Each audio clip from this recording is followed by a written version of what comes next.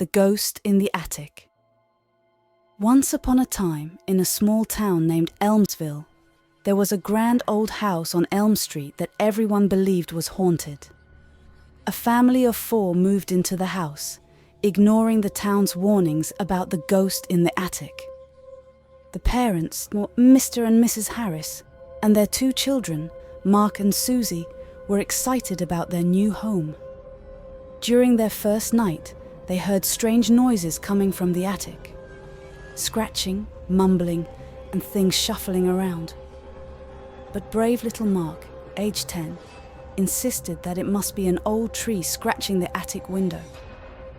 On the second night, the noises grew louder. To their surprise, they found the attic door slightly ajar in the morning. Susie, age 7, suggested that it might be the wind. While they were a bit scared, Mr. and Mrs. Harris decided not to spoil the adventure and soothe their children's fear.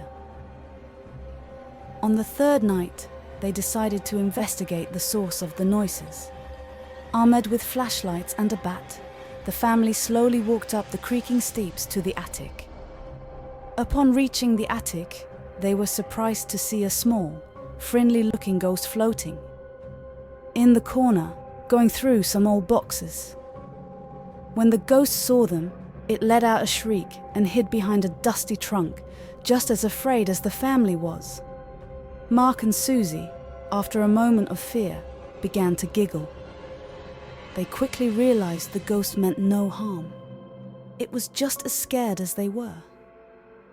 From that night on, the family became friends with the little ghost, who they named Toby. Toby enjoyed telling stories about the attic's old times. The children began looking forward to their nighttime adventures, eager for a spooky yet safe story episode every night. And thus, the grand house on Elm Street lost its fearsome reputation and became known as the friendliest haunted house, where fear turned into friendship and horror morphed into harmony.